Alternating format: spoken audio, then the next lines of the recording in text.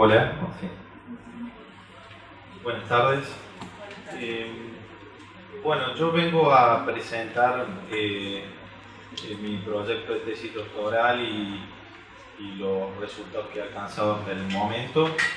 Es una tesis que está, diríamos, en el trayecto final y espero pronto poder concluirla, así que cualquier aporte todavía estoy a tiempo para corregirlo. Mi tesis está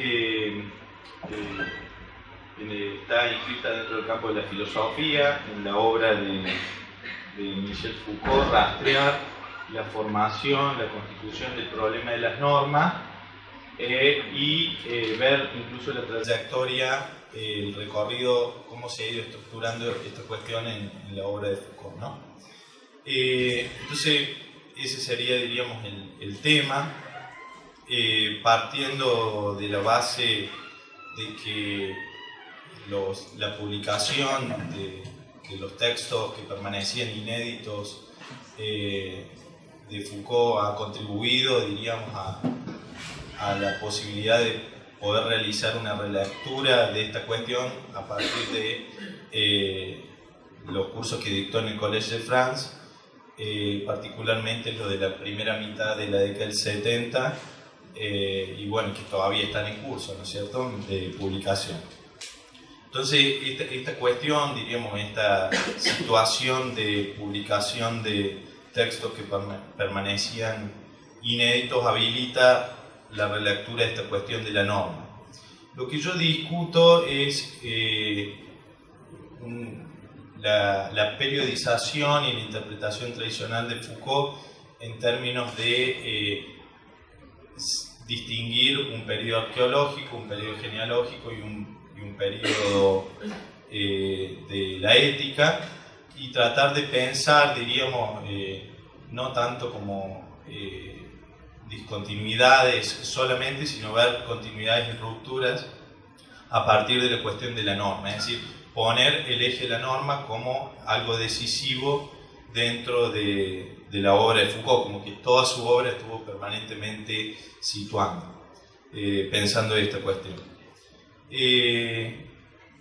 Cuando digo la cuestión de la norma, entiendo que es una problemática planteada en esta encrucijada entre la constitución de la subjetividad moderna, el surgimiento del biopoder y también la formación de las ciencias humanas, y refiere particularmente a procesos históricos, sociales y políticos orientados a la invención de lo normal y lo patológico, procesos que son referidos a la subjetividad y procesos sociales también.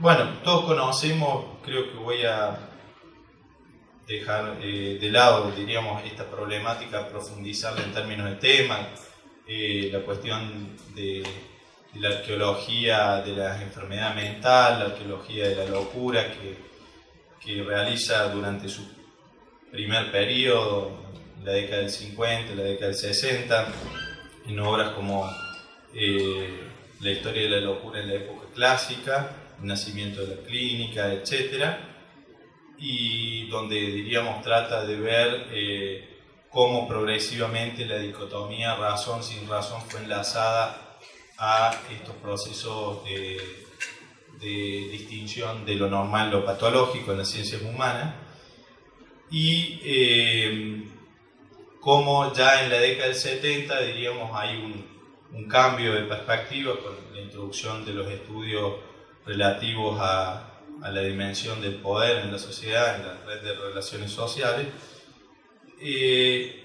y cómo ahí aparece nuevamente la cuestión de la norma de una modalidad distinta, como lo planteaba en la década precedente, y aparece vinculada a la hipótesis del biopoder, que, como todos conocemos, tiene esas dos dimensiones, la vinculada a la anatomopolítica del cuerpo humano, la disciplina, y por otra parte la regulación de las poblaciones y la biopolítica. Bueno, hasta ahí, diríamos, voy a plantear como temática de la tesis, ¿no? Los objetivos son analizar los antecedentes para poder, diríamos, llegar a ver la formación de esta problemática en la obra de Foucault.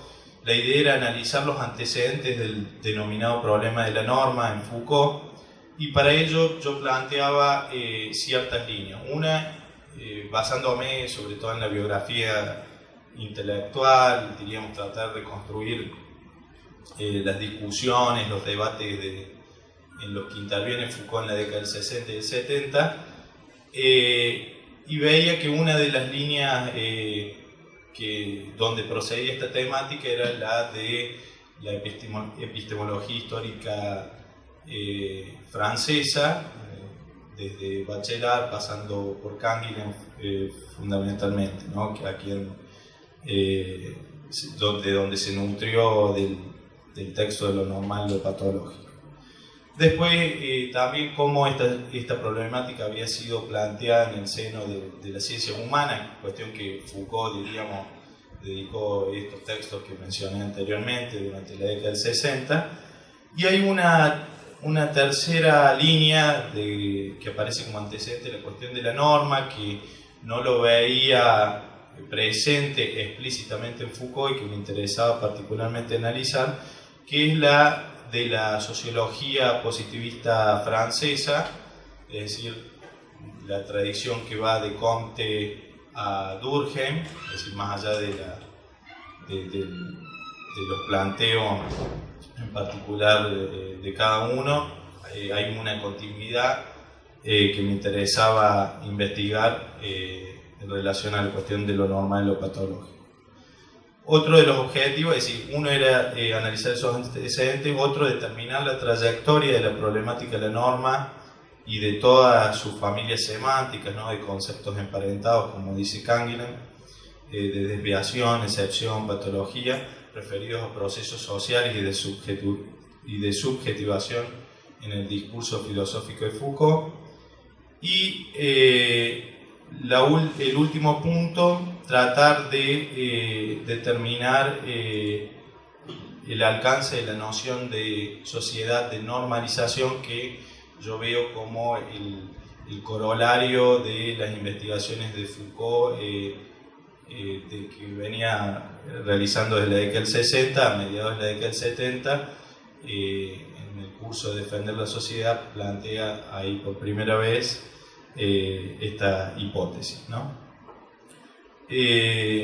Bueno, cuestiones centrales del marco conceptual y metodológico lo voy a pasar un poco por alto porque es una investigación estrictamente bibliográfica, ¿no? Entonces me parece que todos estamos acostumbrados a este tipo de estudios, no hay novedades significativas, pero sí diríamos por ahí cómo me basé en esto de leer también cuestiones vinculadas a la historia de las ciencias humanas y del pensamiento de estos autores, siempre tratando de correrme de los presupuestos básicos de la historia de las ideas o de los conceptos, diríamos, corrientes de la historia y plantearme más una investigación desde las precauciones metodológicas que toma Foucault en la arqueología del saber. Bueno, este tema, por cierto, ha sido también de interés, ha sido abordado por otros autores como Macherel, Stéphane Legrand, Leblanc y Matthew Pottebonville. Porque he intentado, diríamos, uno de los ejercicios que hice es tratar de eludir el problema más extendido, de mayor difusión de la biopolítica y de plantearlo solamente en términos de Agamben, Espósito, Negri, es decir, tratando de eludir ese tipo de lectura. Como aspectos relevantes y algunos resultados que puedo adelantar en este momento, tiene que ver con diría un aspecto relevante de mi tesis, es esto que yo les comentaba del estudio de los antecedentes. En términos de biografía intelectual de Foucault se ha trabajado en la influencia que ejerció Canguilhem sobre la obra de Foucault, entonces por ahí me parece que la novedad que yo planteo es menor, pero sí en el terreno de analizar en términos arqueológicos, desde un enfoque arqueológico, la constitución de la sociología organicista o la sociología positivista, cómo introdujo Comte el problema de lo normal y lo patológico para la sociología. Es decir, lo que planteo es, basándome en lecturas de Canguilhem, cómo diríamos que Comte y en alguna medida Durkheim habilitaron la posibilidad de formular un discurso en términos de normalización social como lo conocemos en la posteridad. Digo esto porque fue, diríamos, Comte quien transfirió el principio de Broussais, que es el principio de distinción entre lo normal y lo patológico, lo tomó de un médico francés de la época, que es Victor Broussais. Es un principio que distinguía cuantitativamente la irritación de los tejidos en el terreno médico, biológico, ¿no? Y cómo lo asimila, diríamos, para la sociología Comte, ¿no? A la hora de estudiar la sociedad. Y sin embargo, a pesar de ser un principio fundamentalmente cuantitativo, como todos conocemos, Comte nunca, diríamos, se dedicó a estudiar de manera estadística o a hacer estudios estadísticos que podríamos aproximarlo a lo que refiere Foucault cuando habla de biopolítica en alguna medida, no al estudio de las tasas de mortalidad y natalidad, sino que es un tipo de investigación que impugnó Comte. Entonces, basándome en eso, rastreé de Comte a las reglas del discurso metodológico, las reglas de Durkheim, el capítulo dedicado a las reglas del método sociológico, la distinción entre los fenómenos sociales que son normales o patológicos, y así llegué, diríamos, a la conclusión, un poco parafraseando lo que dice Foucault, que es un autor sobre Freud, diríamos así como Freud no solo produjo sus propios textos, sino que produjo también las condiciones de posibilidad de escritura de otros textos referidos a lo inconsciente, por ejemplo. Lo mismo dice sobre Marx o sobre Nietzsche. Así que estos autores no solo produjeron sus textos, sino las condiciones de posibilidad de la formación de otros discursos. Yo releía, diríamos, la operación teórica que realiza Comte en términos semejantes, es decir, digamos, quien no solo produjo un discurso biologicista que hoy los manuales dejan de lado rápidamente, sino que también produjo, diríamos, la posibilidad para la posteridad de hablar en términos de lo normal o lo patológico cuando nos referimos a fenómenos sociales. Bueno, diríamos, eso es uno de los aspectos que considero relevante y uno de los resultados parciales, y el otro está referido a la hipótesis de la sociedad de normalización que plantea Foucault, y yo lo que trato de argumentar y de mostrar es cómo esa noción de sociedad, que es un presupuesto en los textos de mediados de la década del 70, reposan sobre una concepción de sociedad que había presentado previamente Canguilhem, a la cual describe, haciendo una crítica de una impugnación del discurso organicista, describe como una entidad ambigua, como un ser dual, que no es ni máquina, una especie ser heterogéneo, que no es ni organismo, pero que tampoco es una máquina. Es decir, no es ni máquina ni organismo.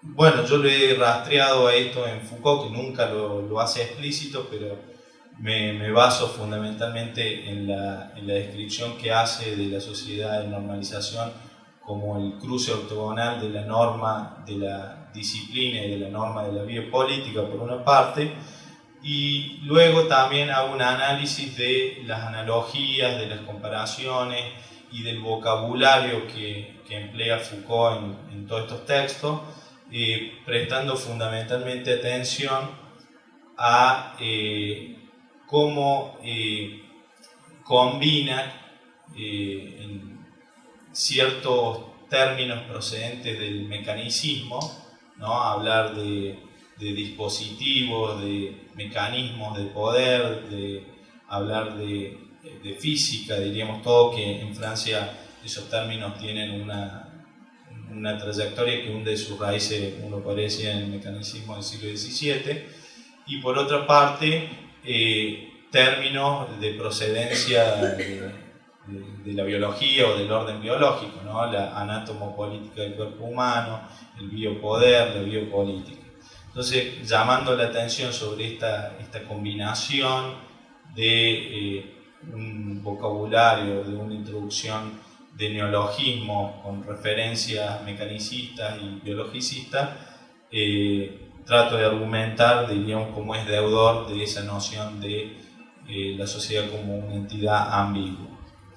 Y por último, líneas posibles para fundamentar. Me interesó particularmente el uso de las metáforas cuando Foucault cuando trata de describir, diríamos, la manera, la modalidad de actuar del poder soberano, del poder disciplinario, del poder biopolítico, como en muchos de sus textos aparece siempre las referencias a enfermedades como la lepra, como la peste y la viruela. Entonces me interesaba profundizar en esa línea y ver, diríamos, en términos arqueológicos y genealógicos, cómo se fue constituyendo la epidemiología como una de las ciencias que está ahí también en el cruce de prácticas biopolíticas, de ciencias humanas y de constitución de la subjetividad moderna, ¿no? Bueno, eso sería más o menos lo que tengo hasta el momento, ¿sí? Muchas gracias. ¿Seguimos con el orden que están puestos en el programa? José Manuel Tapia.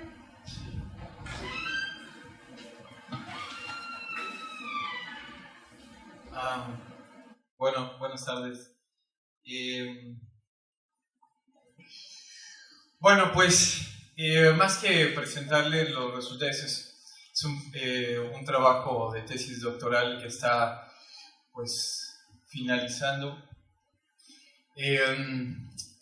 Pero más que comentarles, digamos, el abordaje teórico, metodológico, resultados, etcétera, quería centrarme particularmente en una discusión que corresponde a uno de los capítulos de la tesis, que es precisamente esta, digamos, esta discusión acerca de los antirretrovirales, o sea, el tratamiento médico farmacológico de personas viviendo con VIH y discutirlo desde una óptica, desde un abordaje de esta dimensión de la biopolítica. Antes que eso, bueno, me gustaría situar de manera así muy general, pues de qué trata la investigación, un poco también para contextualizar desde dónde estoy partiendo. El trabajo de lo que se trató fue de analizar la experiencia de jóvenes viviendo con VIH, jóvenes gays viviendo con VIH en la Ciudad de México. Fue un estudio etnográfico. Estuve aproximadamente 2 años en trabajo de campo asistiendo con un grupo de jóvenes que se reúnen en DF, de Ciudad de México, y al mismo tiempo estuve también acompañando a algunos chicos que contacté por medio de redes sociales, grupos cerrados de Facebook, por ejemplo, y todo esto, bueno, pues una de las complicaciones o de las primeras problemáticas era eso, que que seguía fuertemente, sigue persistiendo este tema del anonimato y la confidencialidad, precisamente porque persiste también un marco cultural que mantiene fuertes procesos de estigmatización, no solamente con relación a la enfermedad, sino que se dirigen específicamente hacia las personas viviendo o que encarnan pues el virus. Entonces, bueno, ese es el trabajo en términos muy generales. De ahí obviamente se desprenden muchas líneas de análisis, pero como yo les decía, bueno, me voy a centrar particularmente en una. Y para abordar esa temática quería comentarles uno de las primeras cosas que estaba notando acerca de esta discusión es a propósito de este marco, digamos, cultural que condiciona de acuerdo a procesos de estigmatización. Pues lo que notaba es que estos chicos, si no todos, por lo menos la gran mayoría, siguen narrando de entrada el momento del diagnóstico, se los sigue figurando como una condena a muerte. Y esto, bueno, si bien es algo que puede irse o no reelaborando, repensando, refigurando, etc., lo cierto es que en un primer momento la referencia a cómo lo narran lo sitúa en términos de que hay un quiebre, digamos, como en esta historicidad, pensándola entre comillas un poco lineal, que en realidad nunca lo es, pero que hay un quiebre o una ruptura, y muchos de ellos lo denominan como una ruptura identitaria, un sentimiento de pérdida identitaria, etc. Le ponen diferentes adjetivos, pero lo que es cierto es que todos coinciden en que hay un antes y un después. Después, posterior al diagnóstico, se tienen que ver obligados a enfrentar una serie de problemáticas que se despliegan en función de reconocerse o no como una persona viviendo con el virus. Bueno, entonces, esta cuestión ahora propiamente sobre lo de los antirretrovirales, pues lo primero que quería decir es que, bueno, antes que otra cosa, antirretrovirales es, les decía, un tratamiento médico y concretamente farmacológico que se le dice o que se le destina a una persona para que controle la enfermedad, y ciertamente es controlar porque, bueno, como todos deben saber, no es una enfermedad que se considere curable, sino es precisamente controlable. Entonces, lo que hacen los antirretrovirales es, dependiendo obviamente de los esquemas, hay diferentes tipos de esquemas y combinaciones de medicamentos y demás, a grandes rasgos es controlar, es impedir que el virus se siga reproduciendo en el organismo, o sea, en términos muy generales. Bueno, ahora, yo parto de considerar que esta cuestión de antirretrovirales no implica o no significa solamente ingresar una pastilla o una sustancia en el organismo. ¿Por qué? Porque ciertamente hay una serie de discursos, digamos un discurso médico oficial en términos de que hay cierto consenso de organismos en salud nacionales e internacionales que dice que ya no puede ser considerada una enfermedad mortal como propiamente lo era a principios de la epidemia, en la década de los 80, sino que tendría que ser considerada una enfermedad crónica. Esto es, que si se siguen ciertos lineamientos y requerimientos en términos clínicos, en términos de transformación de hábitos y estilos de vida saludables, dicen, entonces una persona no tendría, digamos, como por qué preocuparse en la medida en que incorpore a sus hábitos cotidianos la medicación. Sin embargo, resulta que no es tan sencillo, y es precisamente la discusión que trato de elaborar en ese capítulo, porque en realidad no se trata solamente de tomar una pastilla, sino me parece que se trata de un posicionamiento del sujeto frente a estructuras estatales, frente a imaginarios corporales, frente a una manera incluso de nombrarse o de asumirse. O sea, pasa por un proceso de negociaciones y convenios objetivos con relación no solamente con nosotros, sino también con uno mismo. Y es un posicionamiento que no está exento de una serie de ajetreos y de vaivenes que dificulta precisamente esta problemática de empezar un tratamiento con antirretrovirales. Bueno, quiero compartirles un caso de manera muy breve porque pues precisamente la etnografía también da digamos, como esa riqueza como para mirar la diversidad de historias.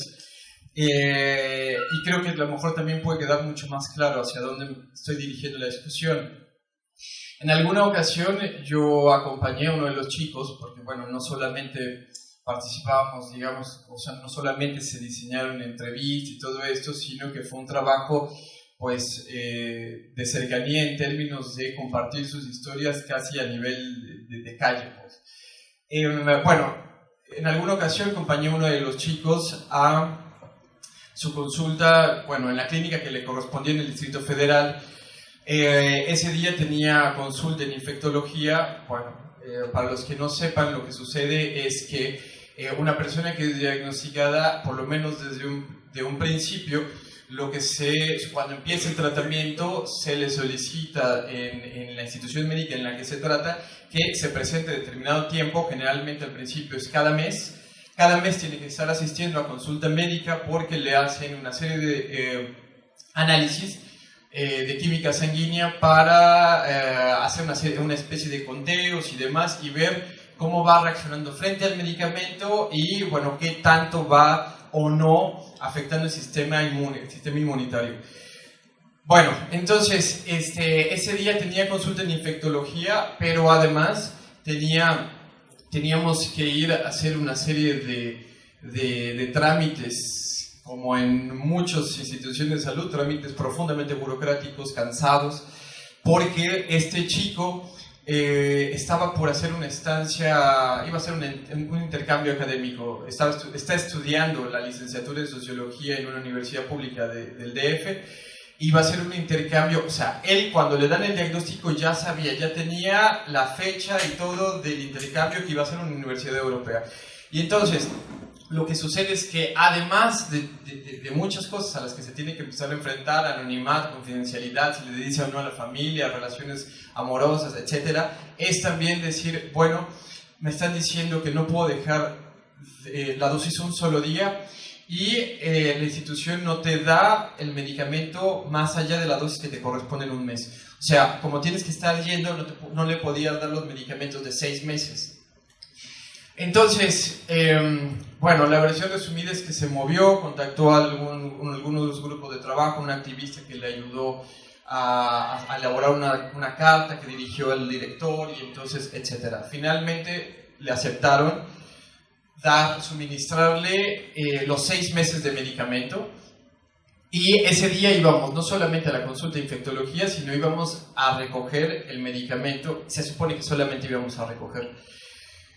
Vamos con el director del hospital, de la clínica de infectología, lo mandan a otro lado en donde iban a recibir los medicamentos. Dicho sea de paso, les digo que los medicamentos son medicamentos muy controlados, entonces no los entrega directamente los médicos en la clínica, sino que les da la receta y el chico va con la receta a la farmacia central del hospital y ahí se lo cambian, etc. Entonces vamos. Y bueno, lo que sucede es que los médicos, había 2 médicos y los dos le estaban diciendo que un médico, uno de los medicamentos los iba a ir a recoger a la farmacia y los otros medicamentos se los iban a dar en ese momento, así en físico, que tenían en el consultorio. El problema es que además esos medicamentos caducaban 2-3 meses después. Y los médicos además le insistían que, bueno, que no pasaba nada. Que de hecho le decían que, bueno, pues la fecha de caducidad es una cosa que se pide solamente por requerimientos institucionales X, pero que en realidad había muchos o la mayoría de los medicamentos podían funcionar hasta 7-8 meses después de la fecha de caducidad, y uno de los médicos le dice incluso que ni se preocupe porque en realidad los antirretrovirales nunca caducan. Entonces, bueno, hubo ahí enojos y le dijo, le reclamó y etcétera. Total, finalmente le terminaron dando los medicamentos, no le iban a dar todos, luego sí, lo hicieron esperar, etcétera, etcétera. Ok. Si esto que les acabo de narrar en 2-3 minutos les pareció cansado, fue, créanme, mucho más cansado fue prácticamente 6 horas estar recorriendo los pasillos del hospital, de repente llegar a una oficina y decir que no, que además faltaba una copia y que había faltado un documento y luego no querer dar los medicamentos y luego etcétera, etcétera. Todo eso lo estoy comentando porque precisamente esto lo que me permite establecer como argumento primero es eso, o sea que hay un desfasamiento entre el discurso médico y la manera en cómo se vive la experiencia en la vida cotidiana. Es decir, se puede decir que efectivamente es una enfermedad crónica y que mientras uno sea adherente al tratamiento, entonces prácticamente no pasa nada. De eso a la manera en cómo se vive, resulta que hay un mundo de distancia en el cual los chicos, o las personas, particularmente estos chicos, tienen que ver la manera de cómo ir resolviendo estas problemáticas, que son obviamente problemáticas de orden, de índole social. Ahora, ¿cómo se relaciona toda esta discusión con la cuestión de la biopolítica y demás? Bueno, de varias maneras me parece, porque lo que pretendí es abordar la discusión, por un lado, acerca precisamente de cuáles son los criterios normativos en términos de conjunto, digamos, técnicas disciplinarias, esta discusión de Foucault, de que están exigiendo de alguna manera cuáles son esos requerimientos que se le dirige a una vida que sea susceptible de ser vivida, digamos así.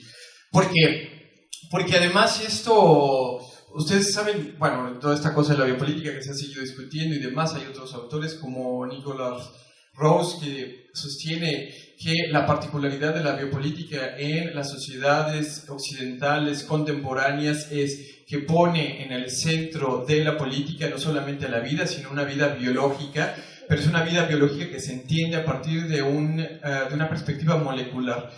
¿Esto qué significa? Que la vida se representa, se figura, se imagina a partir de una serie de elementos genéticos moleculares que no solamente pueden ser intervenidos y manipulados, sino que darían cuenta del conjunto de la vitalidad de los sujetos, de los seres humanos. ¿Por qué lo digo esto? Porque precisamente en términos de esta dimensión disciplinaria, pues hay una serie de normativas, entendiendo aquí de una manera muy concreta la cuestión de la norma como esta regla mediante la cual se establecen criterios o parámetros de comparación que efectivamente se hacen. Una de las normas a seguir es esto de la indetectabilidad. La indetectabilidad es, y se dice así expresamente, el objetivo a seguir en el tratamiento de una persona con VIH, o sea, es bajar la carga viral, o sea, la cantidad de virus en el cuerpo a una cantidad en la que no es que no exista, sino que sea indetectable.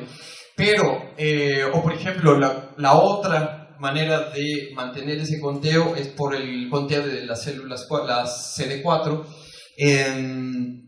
que permiten supuestamente establecer una proporción en función de qué tanto va respondiendo o no el sistema inmune frente, por ejemplo, a enfermedades oportunistas y demás. Ahora, se supone que estos parámetros, estos parámetros no son generalizables. Lo que quiero apuntar es que la atención a la salud es diferenciada, y no solamente que la atención a la salud está diferenciada, sino que se encuentra supeditada por racionalidades de orden económico y político.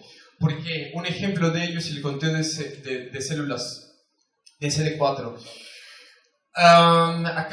Hace un año salió una recomendación de la Organización Mundial de la Salud para sugerir precisamente que todas las personas iniciaran tratamiento antirretroviral independientemente de la condición, que todas las personas que fueran diagnosticadas y que tuvieran un conteo menor a 500 CD4, de inmediato empezaron tratamiento antirretroviral. En México la norma estipula 350 y estos chicos narran que empiezan a partir de 250. Se empieza a bajar porque ellos mismos reconocen que es un costo para el Estado. Son medicamentos carísimos. Estamos hablando de que por persona se gasta un promedio de más o menos un conteo de 45,000 pesos, y es muy variable porque depende del tipo de medicamento. 45,000 pesos mexicanos, que no sé el tipo de cambio, pero algo así como 30,000 pesos argentinos, supongo, más o menos. O sea, nada barato, y sobre todo tomando en consideración la media también de salarios mínimos y demás. O sea, que una persona pueda llevar a cargo, digamos, estar a cargo en términos económicos de su tratamiento es muy difícil, si no casi imposible. Entonces, lo que me parece interesante ver en todas estas situaciones es eso, precisamente estas articulaciones entre un nivel más que correspondería a este nivel del anátomo político, o sea, cómo se establecen una serie de técnicas, exámenes, etcétera, con la intención de valorar la función de una norma, cuáles son, digamos, como esas técnicas disciplinarias que además se establecen en función de ciertos parámetros de lo vivible, y por el otro lado estos mecanismos de orden biopolítico que siempre van a estar de alguna manera condicionando, determinando la manera en que se establecen estas condiciones de vida que, repito, siempre son diferenciadas. Ahora, bueno, para ir cerrando, quería anotar, bueno, un par de cosas. Uno, que aquí pasan varias cosas. Primero, que es en consecuencia esta demanda por ser adherente al tratamiento, hay un problema porque acompañada, digamos, como de toda esta lógica neoliberal, desmantelamiento del sistema de salud, etcétera, etcétera, de lo cual, bueno, yo creo que sucede en toda la región, va acompañada también como de un énfasis en esta idea de situar al individuo como responsable de sus procesos de vida. El problema no es tanto eso, sino en la manera en cómo se invisibilizan todas estas condiciones y en el caso del VIH me parece que funciona una cosa similar. La adherencia al tratamiento médico parece que solamente es un asunto que le corresponde o que le concierne exclusivamente al individuo, y entonces, frente a estos mecanismos más de orden estructural, de orden biopolítico, por ejemplo, como también sería el desabasto de medicamentos, termina depositándose los efectos o las implicaciones de enfermedad, incluso de muerte, en el mismo individuo, porque se establecen discursos del tipo porque no se cuidó, o porque no quiso ser adherente, o porque, etcétera, etcétera. Por último, quiero anotar también que pese a todo esto, también hay que reconocer dos cosas. Uno, que, bueno, también muchas veces parece un vicio estar hablando del discurso médico como si fuera un monolítico y de pronto cae en bloque, impide, imposibilita, y en realidad uno cuando lee este tipo de situaciones son mucho más complejas y resulta que no es tan sencillo determinarlo así, como tampoco lo es el hecho de que tendremos que reconocer, o por lo menos es lo que también salta a la vista en este trabajo, que el sujeto siempre actúa. O sea, es decir, siempre hay márgenes mediante los cuales se establecen cierto tipo de agencias o incluso que diseñan o bosquejan políticas afirmativas de vida, ya sea, digamos, a nivel individual como en trabajos en colectivos, que me parece que también abre, digamos, toda una discusión acerca de la posibilidad de responder frente a estas complejidades en términos de niveles operativos y comunitarios, planteándolo así. Bueno, y pues ya, lo dejaría así y muchas gracias. Bueno, primero mi estado es como, pensando en términos de Foucault, mi racionalidad está más en la gestión que, digamos, mi posibilidad de poder preparar, digamos, mi presentación hoy, pero voy a hacer lo mejor que pueda. Estoy en la organización y bueno, a veces complica un poco dividirse, pensando en dispositivos, ensamblarse en uno y ensamblarse ahora en el otro. Empezamos con el PowerPoint.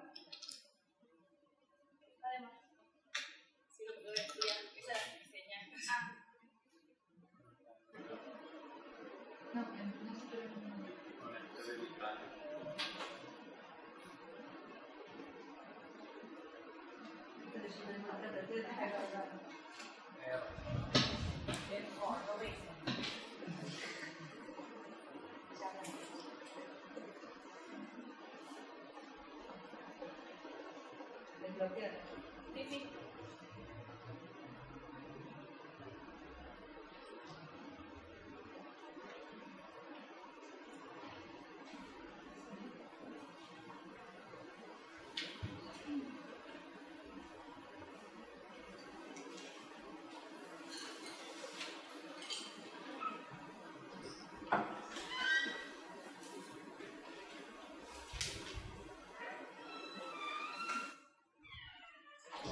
Bueno, en realidad, digamos, mi trabajo no es estrictamente sobre Foucault, sino básicamente lo que he tratado de hacer es, digamos, hacer un uso de algunas categorías Foucaultianas para pensar un fenómeno que es el fenómeno del fitness, y también específicamente pensar el fenómeno del fitness en Argentina, aunque esta práctica cultural muestra, digamos, una cierta generalidad en su expresión en varios países. Entonces,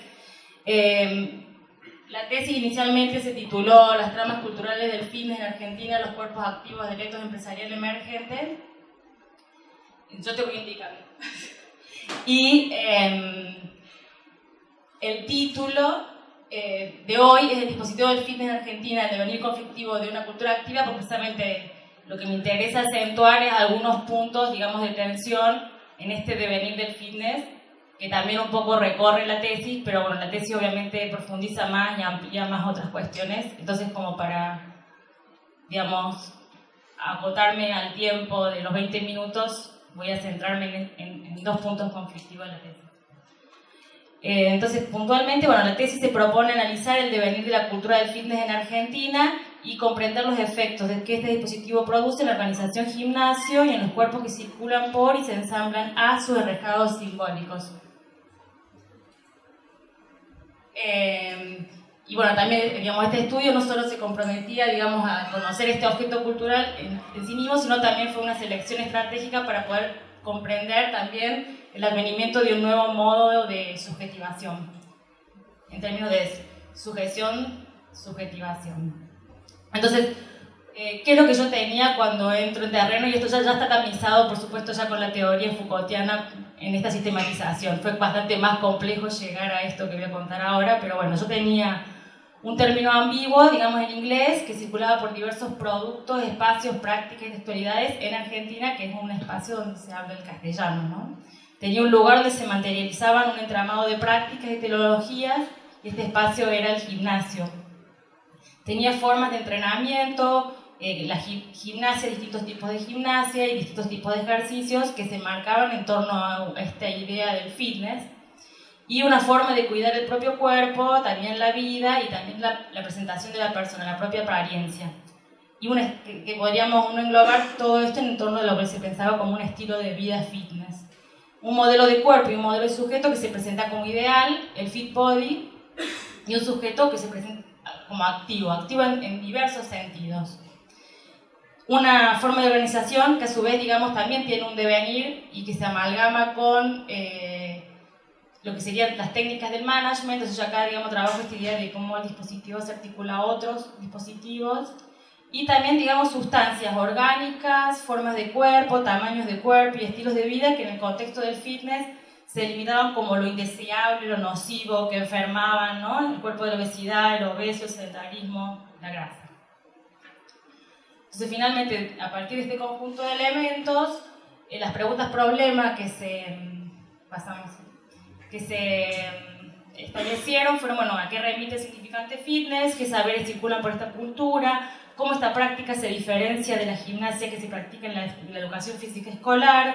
¿Cuáles fueron las condiciones de posibilidad para su emergencia en el contexto argentino?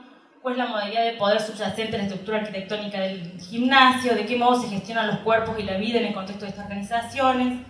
¿Qué formas de subjetivación y gobierno se configuran por y desde este dispositivo? ¿Qué líneas de fuerza, de visibilidad, acá está operando DLS, de enunciación y de subjetivación lo constituyen? ¿A qué urgencias sociohistóricas responde y cómo indagar y describir su acontecer? Estas fueron como el conjunto, digamos, de preguntas con las cuales inicié y empecé a pensar, digamos, esta tesis.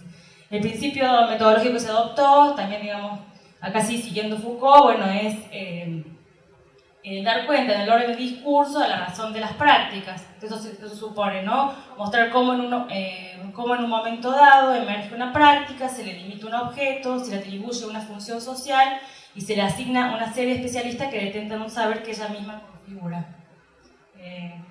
Sí, no sé. Bueno, entonces, por lo tanto, digamos, la tesis describe la emergencia del fitness en Argentina y los desplazamientos de este sector en relación al espacio del gimnasio, a los agentes involucrados en la organización, a los saberes y a las narrativas circulantes y al modelo de cuerpo y sujeto que estas prácticas promueven y configuran. En el marco conceptual cobran centralidad, digamos, los conceptos de dispositivo y de práctica que ya mencioné. No voy a ahondar tanto, digamos, pero fue todo un trabajo teórico tratar de articular estos conceptos también con una metodología de investigación, el cual se articula con los, digamos, con los conceptos de diagrama, tecnologías del poder, tecnologías del yo, sujeto y cuerpo.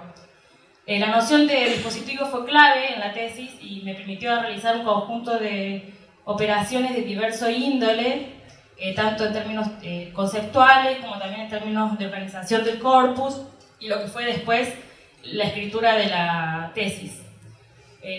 No voy a tampoco referir a todas las operaciones porque no me daría el tiempo, pero voy a destacar algunas. Primero, hacer la referencia a la noción de dispositivo se implicó pensar la articulación directa de una serie compleja de elementos heterogéneos. Por ende, digamos, el dispositivo, el fitness en tanto dispositivo, devino por lo tanto la red que puede establecerse entre estos elementos que mencioné al principio. Uno podría pensarlo, digamos, al fitness como este dispositivo que articula este conjunto de elementos.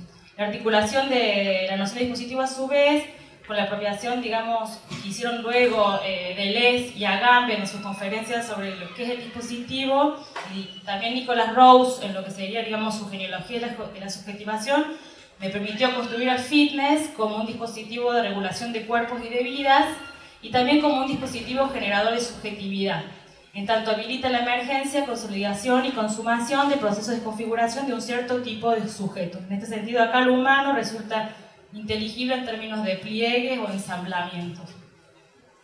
Y finalmente, digamos, una tercera operación que me gustaría destacar, así cambio de dispositivo,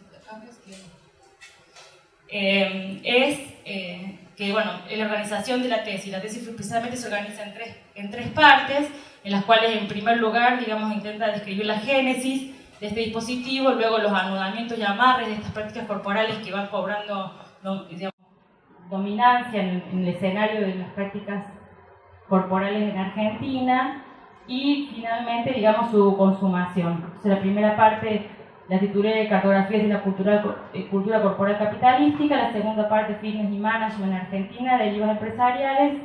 Ahí, bueno, desarrollo en términos de lo que Foucault identificó como la fase del perpetuo relleno estratégico del artefacto, la que cada efecto producido por el dispositivo llega a entrar en resonancia o en contradicción con los efectos de otros dispositivos.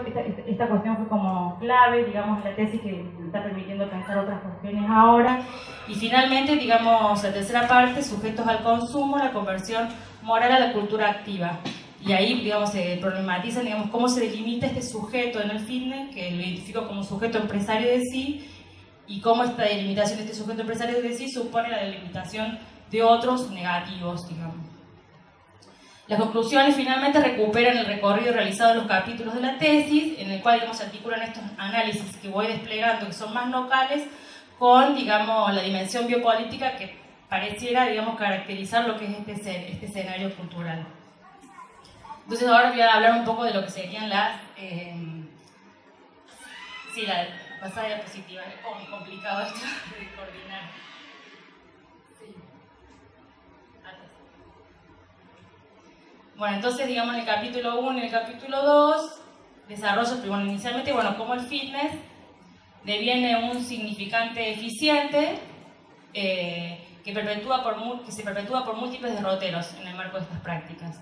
Entonces, en el marco del dispositivo de estudio, este deviene en un concepto que remite a la capacidad de adaptación y estado de ajuste que posee un individuo para performar en su contexto laboral, social y afectivo. Eso en términos del significante. El dispositivo fitness se gesta a fines del siglo XX en el seno de una sociedad norteamericana que otorga prioridad política a la conformación de sujetos sanos y vitales, y su despliegue en la escena mundial se produce mediante la creación de un producto novedoso que articula dos figuras hegemónicas de la ciencia, digamos, la ciencia de la época, la ciencia médica y una imagen femenina seductora, que acá sería, digamos, el doctor Kenneth Cooper, que escribió muchos textos en relación, digamos, al aeróbics, y lo que sería Jane Fonda y sus videos, que ingresan acá en los 80, y eso despliega lo que se llama el boom del fitness. Entonces acá, bueno, podemos ver, bueno, inicialmente trabajé también con textos, entrevistas, observaciones, y implicó también hacer una definición de lo que se hablaba de fitness, porque también refería a distintos sentidos de distintas prácticas. Y acá estaría, digamos, el despegue del fitness, o sea, Kenneth Cooper y Jane Fonda. Bueno, entonces en el capítulo 3, en el capítulo 4, como yo decía acá, analizo cómo este dispositivo se articula y se potencia con otro, que es el dispositivo del management. Cuando ingresa, digamos, a la práctica del fitness en Argentina, esta adquiere una forma híbrida en la que convergen lógicas comerciales con un paradigma de tipo vocacional y pedagógico que estaba instalado a partir, digamos, de la disciplina de la educación física, también y otro tipo de prácticas como la de la danza. Entonces esa era como la racionalidad que operaba inicialmente en las primeras prácticas del fitness, aunque sí estaba teñido por una racionalidad de tipo, siempre estuvo teñido por una racionalidad de tipo comercial. A partir del 2000, los gimnasios incorporan en sus dinámicas de gestión y tejido cultural los principios del management a partir de la implementación de un esquema de subjetificación, acá uso un término de Nicholas Rose, cuya materialización se actualiza en la figura del liderazgo. Esto es como un momento clave en el contexto del fitness, ¿no? Entonces, esta estrategia, digamos, de conversión cultural, que acá también uso algunas ideas de Damián Rastiti, supone precisamente modificar esta cultura anterior de la educación física y esta racionalidad vocacional y pedagógica. Y lo realiza a través de la producción de narrativas tendientes a inscribir la fuerza laboral de los gimnasios bajo las prescripciones, bajo las prescripciones del régimen interpretativo impuesto por un orden empresarial. Y yo acá elegí algo como para decir una de las empresas que estudié, pero en estos términos no profundamente como empresa, fue Body System, que impulsa este cambio de paradigma en el marco, digamos, del fitness. Su primer eslogan fue "Nada será igual", y después en el año 2012 dice "Nada fue igual". En enero de 2012 cumpliremos 10 años en Argentina. Abrazamos la filosofía de Les Mills con un solo propósito: contribuir a la industria que elegimos como objetivo de vida, con ilusiones renovadas, con un nuevo mapa de futuro. Más allá de las innovaciones empresariales y la rotura de paradigmas, pensamos en las ilusiones de la gente que abraza el mundo de la actividad física y cómo hacer para potenciarla. Y en verdad también fuimos unos locos empresarios dispuestos a romper moldes de aquel momento. Nos jugamos por un ideal de industria y nos inspiramos en la pasión de colegas tan apasionados y convencidos como nosotros. Sin ellos hubiera sido imposible la comunidad de la que somos parte. Esta idea de comunidad es muy fuerte en el marco de la empresa, una comunidad fortalecida por su gente, la mayor ventaja competitiva y el privilegio más grandioso que nos otorgó la vida empresarial. Y acá empieza, digamos, como que a aparecer todo un discurso de tipo de gestión empresarial, económico, donde la figura del líder se torna central, en la cual uno podría asociarla con lo que es, digamos, una subjetividad eminentemente, digamos, del dispositivo gubernamental neoliberal. Entonces, bueno, acá tenemos la imagen de lo que serían las imágenes del primer fitness. Yo la seguía, Gabriela Retamar. Gabriela Retamar fue una de las que siempre estuvo pioneras en el mundo del fitness y fue encarnando estos distintos discursos. Ella inicialmente hablaba de una fitness vocacional y fue después la directora de Body System, que impulsa esta nueva forma de pensar el gimnasio como empresa y a los instructores como managers, digamos. Precisamente Mercado Fitness es el título Empresarios a la Fuerza, bueno, Body System, esta articulación entre estos dos dispositivos. Entonces, bueno, algunas de los desplazamientos que observé, ¿no? Como cómo esta fisionomía managerial va coloreando los distintos escenarios y lenguajes de las prácticas anteriores del fitness. Se realiza a partir de el gimnasio como negocio-empresa, el profesor de educación física, el instructor de musculación como gestor, el instructor como empleado o coach grupal, el coordinador como fitness manager y el alumno como cliente y usuario. En el capítulo 4, lo que yo trabajo básicamente tiene que ver cómo también la empresa se interesa por el dispositivo del fitness y va introduciendo en sus escenarios gimnasio o va realizando control de sus recursos humanos a partir de test, si tienen buena o no buena forma, salud, en esos términos. Entonces, De los análisis de estos capítulos 3 y 4 se concluye que las transformaciones observadas en el escenario empresarial y gímnicos evidencian el momento de transición que atraviesan los diagramas de las sociedades contemporáneas en las que los procesos de priorización de la vida, esto lo vemos, digamos, como el gimnasio se torna en una empresa cada vez de forma más evidente, y la vitalización de la empresa, digamos, cómo el fitness ingresa en estos campos de producción, que no necesariamente son de fitness, sino cualquier campo de producción, de trabajo productivo, constituyen los vértices de un mismo juego de poder que expande sus dominios gubernamentales y biopolíticos por una red dinámica, flexible y globalizante. En los capítulos 5 y 6 lo que yo delimito es precisamente la configuración de este cuerpo activo y cómo también la configuración de este cuerpo activo supone también procesos de diferenciación y estigmatización de otras formas y tamaños y estilos de vida renuentes a moldarse a los parámetros normativos y optimizantes promovidos por la cultura activa. Mostrar así. Sí. Entonces, bueno, como conclusión, a ver, volveme a la imagen anterior. La anterior. No.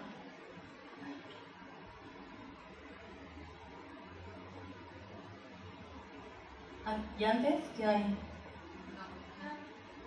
Bueno, en realidad, digamos, lo que había mucho, y posiblemente no sé si va a aparecer después, la imagen, digamos, de un discurso evolutivo. Precisamente, digamos, como más para adelante.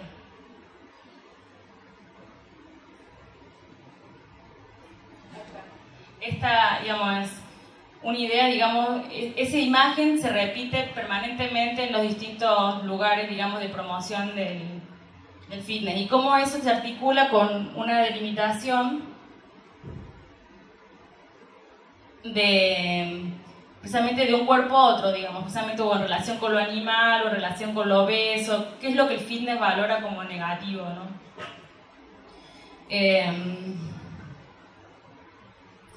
También, digamos, las técnicas que se implementan para poder, digamos, producir este cuerpo activo es también distintas técnicas de publicidad en las cuales se implementan formas de seducción o formas hasta de terrorismo. En realidad, digamos, como que uno quedaría fuera si no encarna esta forma corporal ideal. Y claramente el objeto al que se dirigen estos discursos es obviamente a todos aquellos cuerpos que no pueden funcionar dentro de unas tramas, digamos, de lo que se constituye como lo normal, lo productivo, lo deseable. Entonces, bueno, termino leyendo rápidamente porque me queda poco tiempo. Algunas ideas, digamos, de las conclusiones.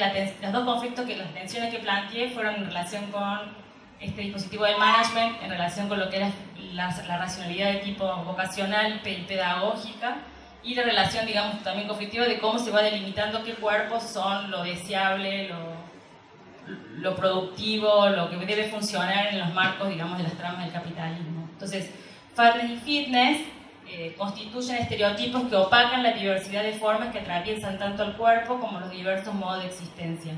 La sintomatología de los desórdenes se revela, pues, como una textualidad a ser descifrada en clave biopolítica. La forma de vida del fitness se presenta como una política de la SOE. Por ello, más que asemejarse a una existencia capaz de una práctica política, esta deviene una vida en forma en cuya política está puesta en entredicho la vida biológica del hombre. Las tecnologías que focalizan en la optimización de los cuerpos según parámetros de rendimiento, vitalidad, longevidad, productividad, belleza, solo deviene posible si se encuentran amparados por saberes que colocan en el centro de sus objetivos políticos la existencia biológica y económica de las poblaciones activas. La tesis muestra cómo del análisis de un significante aparentemente inocuo, como pudiera haber sido el fitness al inicio de esta investigación, se han ido entramando una multiplicidad de nuevos significantes, tales como management, wellness, comunidad, marketing y performance, que en la medida que se ligan a discursos configuran prácticas que parecieran diagramar las operaciones biopolíticas y etopolíticas emblemáticas del capitalismo actual. Es preocupante observar, aún con los avances del pensamiento occidental en torno al cuerpo y la política, la emergencia y existencia de un aparato narrativo de control social que se trenza con lo que fuera quizá la más célebre formulación biopolítica de Michel Foucault. Durante milenios, el hombre siguió siendo lo que era para Aristóteles, un animal viviente y además capaz de existencia política. El hombre moderno es un animal en cuya política está puesta en entredicho su vida. A partir de esta formulación y en conexión directa con los mecanismos inmunitarios, Espósito describe la biopolítica actual como productora de subjetividad o de muerte y se pregunta ¿qué significa, cómo se configura un mundo al que ella rige cada vez más? Rawls, por su parte, diagnostica que las constelaciones del futuro se presentan inciertas y que el estudio de las racionalidades biopolíticas y gerenciales que proliferan en nuestra actualidad debieran constituirse en clivajes estratégicos de análisis para los cartógrafos del presente. Foucault, además de su enigma biopolítico, dijo como premisa que donde hay poder también hay resistencia. En este sentido, así como el cuerpo deviene en el blanco de gestión del poder actual, global, también se configura como un punto de fuga, descentrado, indómito, antagónico, insumiso a la trama infinita y fragmentaria de un cuerpo extrafines y de una vida que siempre excede a los dispositivos de poder, continúa desafiando las pretensiones normalizadores, diferenciantes y optimizantes de los dispositivos empresariales y económicos que se emplazan en diversos escenarios productivos y de consumo contemporáneos. Posiblemente en el carácter poliédrico e inasible de nuestra materialidad reside la potencia de los cuerpos utópicos. Deleuze, ante este laberinto experiencial, señala un camino advirtiendo sobre la decisión moderna que ha separado el saber occidental de la posibilidad de elaborar un pensamiento profundo sobre la cotidianidad de nuestras prácticas corporales. Pensar es aprender lo que puede un cuerpo no pensante, su capacidad, sus actitudes y su postura. La fatiga y la espera, incluso la desesperación, son las actitudes del cuerpo. En y entre las polaridades activo-pasivo, consciente-inconsciente, unitario-fragmentario, racional-irracional, certero-incierto, predecible-impredecible, obediente-rebelde, dócil-indómito, masculino-femenino, animal-humano, se diagraman cartografías de lucha entre racionalidades contrapuestas. El enigma del cuerpo queda pues irresuelto. La tarea por venir es la de silvanar la madeja de interrogantes que éstas dejan abiertos.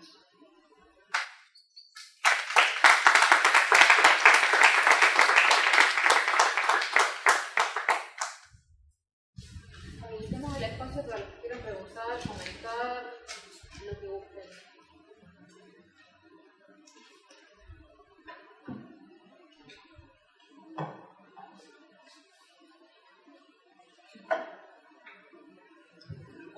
No, algo que vengo dialogando con... Pero no se va a escuchar.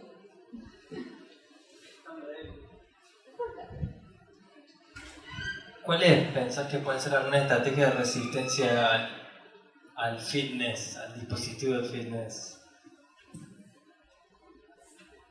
Bueno, esa es la pregunta que dejo como abierta. De todas formas, digamos, lo que observo, pero también a veces es como difícil pensar en términos como estrategia de resistencia, es como hay un grupo que se llama, digamos, estudiosos y militantes, que se llaman los fat activists, que digamos que tratan de, que toman estos discursos de la salud y los subvierten también, ¿no?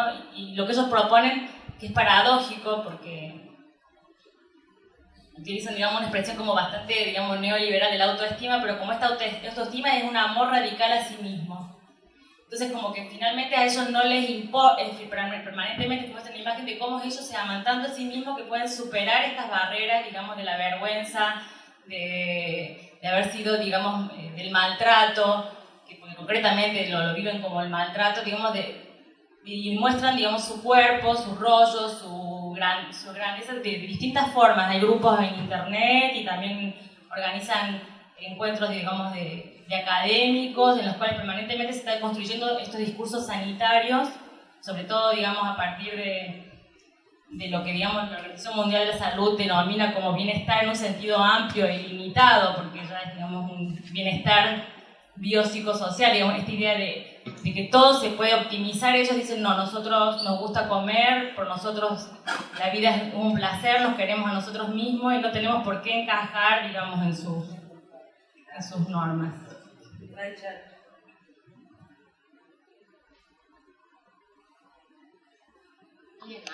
Otro punto de resistencia también interesante, pero más pequeño, en el marco de los gimnasios, por ejemplo, eso es lo que estoy como viendo ahora, pero tampoco tengo una nena de 1 año y medio, así que se me cuesta hacer investigación, pero es que, por ejemplo, más en el interior, en los gimnasios más chicos, digamos, los pueblos y los gimnasios de ahí, es como que precisamente no les gusta la onda como más fashion, donde la gente va a exhibir su cuerpo, donde tiene que mostrar su cuerpo, sino los crean espacios como de comunidad. Es como que es el gimnasio de Viale, ni siquiera, digamos, adoptan la palabra fitness. Eso también se podría pensar, digamos, como otras formas de apropiarse de estas prácticas.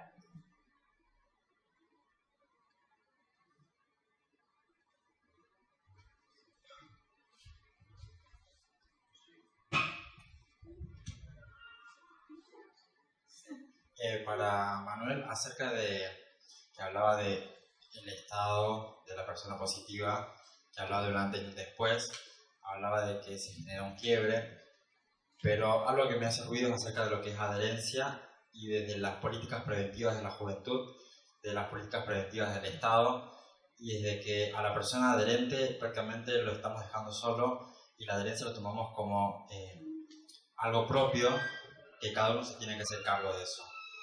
Me gustaría saber cuál es tu punto de vista acerca de este tema y si charlaste con jóvenes que generan políticas de prevención y políticas de acompañamiento en realidad. Sí. Pues precisamente eso que estaba comentando, como si se presenta un remarcado énfasis en esta noción de la responsabilidad a nivel individual, y en realidad es que todavía muchos lo siguen viviendo e incluso lo siguen sufriendo así. Porque no solamente es el rollo de la adherencia, sino lo que significa desde esa exigencia clínica biomédica en términos de prolongar la vida o en términos de garantizar la vida. En realidad eso pues es lo que estamos discutiendo, o sea, es una falacia en términos de es un discurso médico fallido porque, o sea, no puedes garantizar. O sea, no estás garantizando en realidad las condiciones, sino que estás situando un discurso que establece esas medias o esas normas, y no necesariamente esas son garantes de vida. Por ejemplo, sabrán que no solamente son, bueno, los criterios de referencia generalmente son estos dos, la carga viral y los CD4, pero cuando hacen la química sanguínea, pues además hacen como una revisión de cómo está el organismo, porque ese conteo es lo que les permite, mediante esa lectura a los médicos, establecer criterios de salud y enfermedad, ¿no? O cómo va progresando más bien la enfermedad, es eso. En función de eso, en alguna ocasión también acompañando a uno de los chicos, les leen y les dice, por ejemplo, traes la glucosa alta, tienes 110 y tú eres muy joven para tener eso, entonces tendrás que estar debajo de los 100 y ten cuidado porque esto tienes mucho riesgo de sufrir diabetes.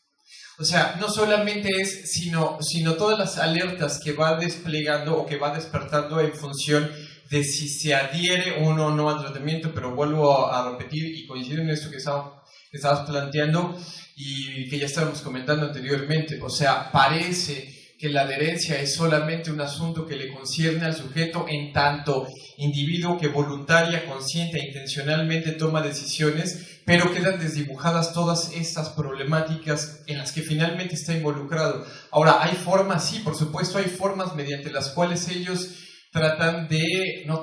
le hacen frente. No lo pensaría tanto en términos de estrategias efectivas, porque me parece que sería como quedar encerrado en el mismo discurso, pero a eso me refería con que de todos modos siempre actúan frente al desabasto de medicamentos. Ellos van organizando especies como de bancos de medicamentos clandestinos, y son clandestinos porque en realidad en México es ilegal. No sé aquí cómo esté el asunto, pero es ilegal. Se piensa que almacenar medicamentos, porque eso ya puede ser tipificado como tráfico. Entonces, bueno, de pronto dicen, bueno, me cambiaron el esquema y entonces me quedaron unas pastillas, bueno, y resulta que yo sé que a ti te hacen falta y entonces te las paso, y cuando yo necesito, entonces tú me los das, y o sea, sí se van creando realmente redes como de contención ante bueno, que no justifican de ninguna manera, por supuesto, la manera en que el Estado se hace presente, se hace presente en realidad, pero en términos, lo que decíamos hace rato, de cómo se establecen diferenciaciones, también en función de quién se atiende y cómo, decíamos, esa vida debe ser intervenida. Bueno, no sé si más o menos. No, yo un poco interviniendo en tu pregunta y en tu respuesta, se me ocurre que sí que hay formas de resistencia y que pueden ser menos dolorosas y menos, digamos, autoproblemáticas, ¿no? Que comer desaforadamente o... Foucault dice que la crítica debe establecerse en los límites, entonces me parece que no importa que lo diga Foucault, la crítica puede establecerse en los límites en el sentido de establecer discursos y prácticas, que vayan no tanto en fuera de, sino en pensar de otro modo las relaciones entre el cuerpo y el sujeto, pensar la vida de otro modo, pensar cómo no aislar una vida biológica, que es lo que hace en definitiva el fitness permanentemente y lleva esa vida biológica a su máxima expresión, no solo en cuanto a las imágenes del cuerpo, sino también en cuanto a todo lo que se plantea como Plus de gozar, por ejemplo, lo que yo te decía hoy, ¿no? Es decir, Plus de gozar es un pibe que se puede matar con una patineta, digamos, porque se tiró a 100 km/h y se tragó un auto. Bueno,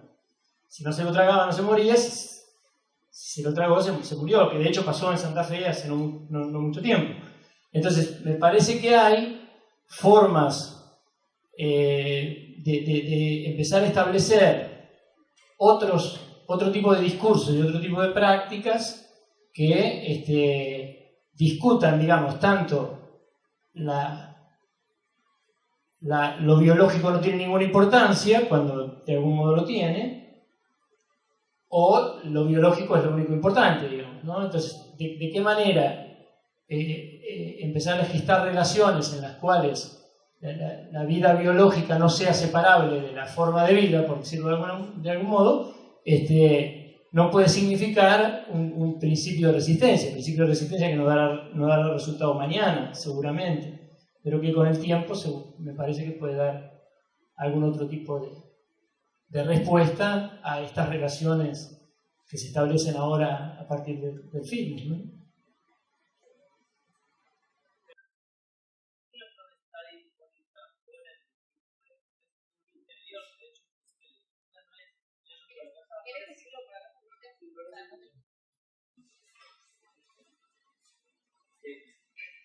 Que me parece que quizás lo que hacen los Fall Study, y corregime vos, y Juan Burgos también labura algo de eso, me parece que no están colocándose ellos afuera, sino están asumiendo un conjunto de relaciones de poder y lo están resignificando de alguna forma.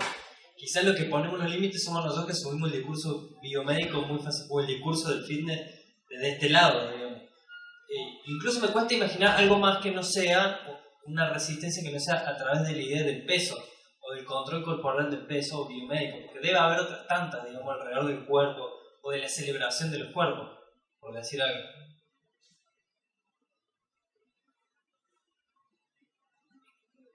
Bueno, en realidad, digamos, la cuestión esta, digamos, de los distintos pliegues del fitness, porque son, digamos, los pliegues del fitness, yo creo que se puede pensar diversas, es algo que estoy como tratando de pensar, digamos.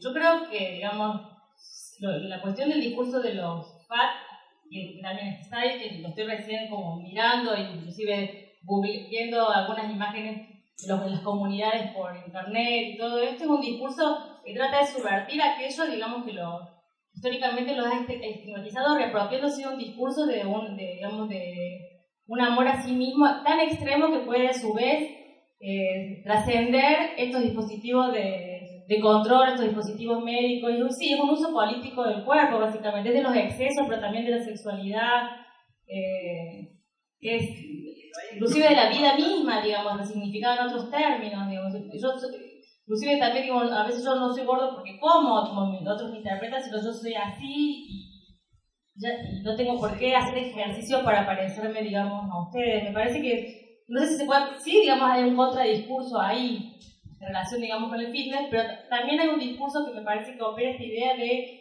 un hacerse a sí mismo desde otro lugar. Que ahí habría que ver, digamos, qué significa. O sea, es este amor radical a sí mismo que te permite ser feliz a pesar de ser gordo y aceptarme, digamos, a mí mismo. Pero también, digamos, yo creo que hay muchos pliegues, digamos, del fitness y resistencia que se pueden ver a partir de trabajos más de tipo locales.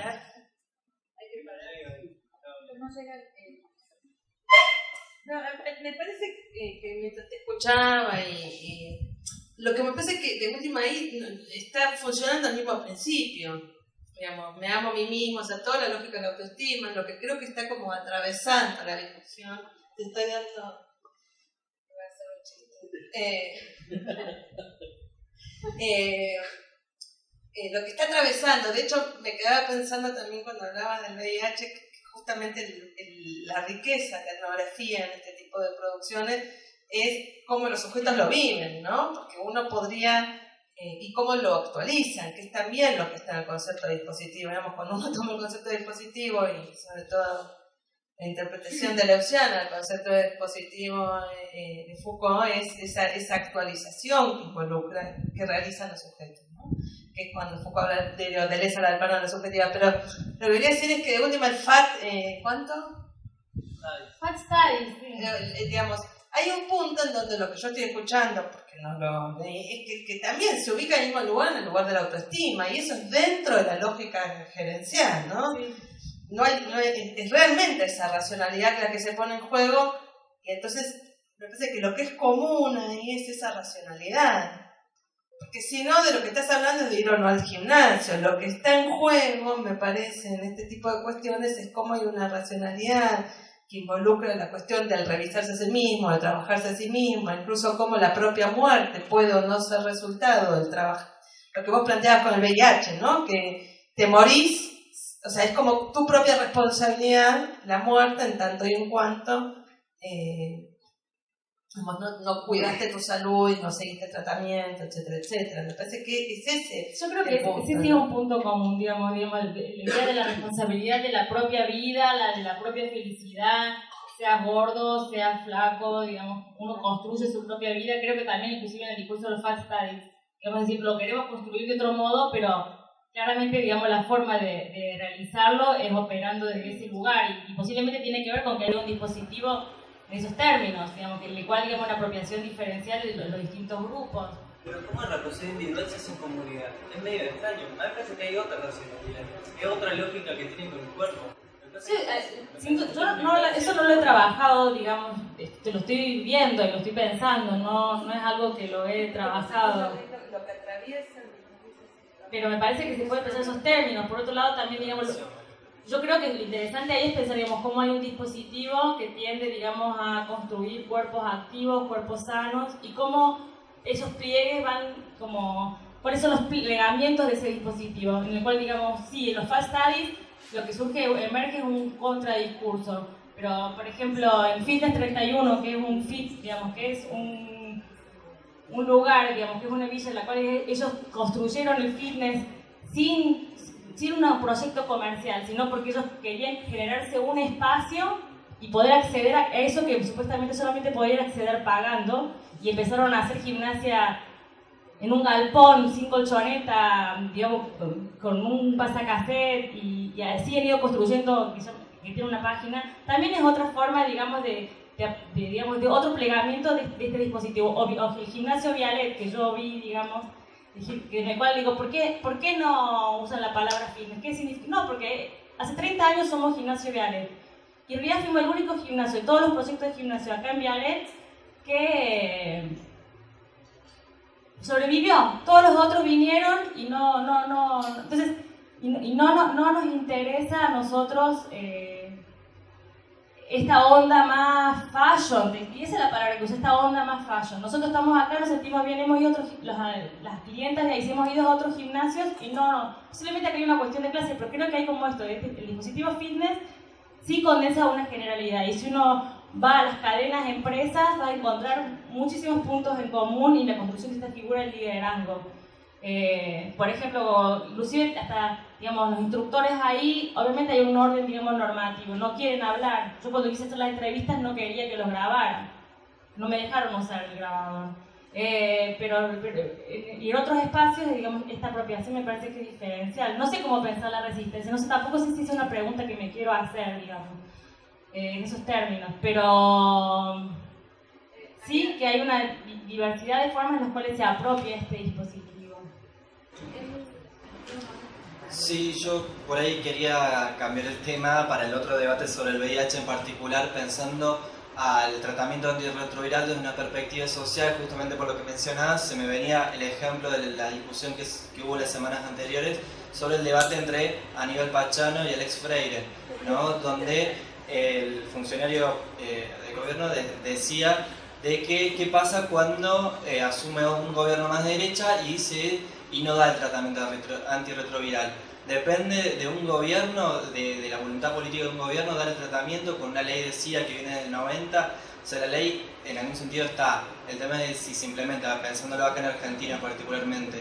Entonces pensaba justamente cómo el tratamiento antirretroviral fue una conquista social hecha por activistas históricos durante los 80, los 90, y cómo se sigue garantizando hoy en día, porque más allá de, justamente como decías, más allá de las organizaciones de cero positivos que nos buscamos esas formas de guardar antirretrovirales para diferentes momentos, es una problemática social si hay obras sociales, si hay prepagas o si el mismo Estado no las garantiza. Entonces está bueno pensar con qué mecanismo, con qué estrategia las garantizamos para que existan y que existan siempre, más allá de la situación económica, política, del gobierno, etc. Después también me pareció interesante pensar cómo al mismo tiempo en un momento mencionabas que los grandes laboratorios lucran, en algún sentido sacan un montón de ganancias a partir de nuevos jóvenes que reciben el diagnóstico seropositivo, y cómo se lucra con esa salud de la población, ¿no? Cómo se sacan toneladas y toneladas de plata, y al mismo tiempo hay un problema en los mismos gobiernos de no fomentar un laboratorio propio, nacional, contra esos laboratorios que son yanquis o europeos, ¿no? Y al mismo tiempo, justamente participé en un encuentro nacional de jóvenes con VIH que un activista histórico decía cómo el VIH es la problemática médica en algún sentido está garantizada, los tratamientos antirretrovirales se pueden conseguir, pero cómo también es un problema social, cómo la discriminación, la estigmatización social existente, el hecho de que vas a alguien y no tiene idea de cuál es la diferencia entre VIH y SIDA, no tiene idea de qué hace el VIH en el cuerpo de una persona, y cómo ese desconocimiento social, esa discriminación se siente en una persona seropositiva, también es interesante pensar cómo hacer para cambiarlo, ¿no? Cómo hacer para transformar y que no haya más discriminación en una persona que vive con VIH. Eso. Bueno, no sé, ¿querés contestar algo?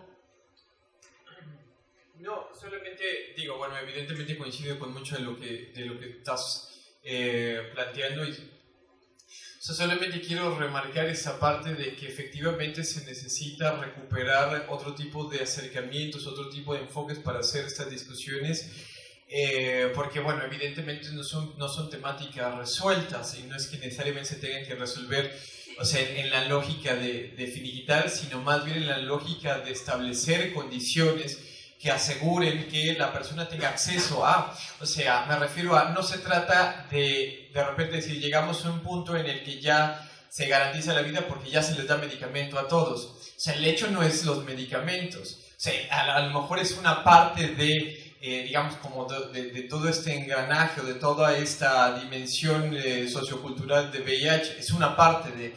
Y además eso también implicaría que, bueno, no necesariamente las personas deciden empezar el tratamiento o no.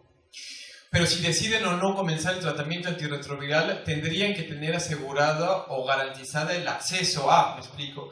Entonces, sí, yo creo que hay que seguirlo discutiendo desde otros ámbitos. En México todavía se sigue fuertemente enfatizando toda esta corriente de la historia natural del SIDA, como si en efecto el virus fuera solamente una cuestión de orden biológico que va arrastrando, digamos, o como todas sus consecuencias en términos de cómo la gente le hace frente. O sea, es eso, simplemente coincidir en lo que estás planteando de cómo podemos mirar desde otro lado, desde otros ángulos esa misma problemática. Ya, es eso.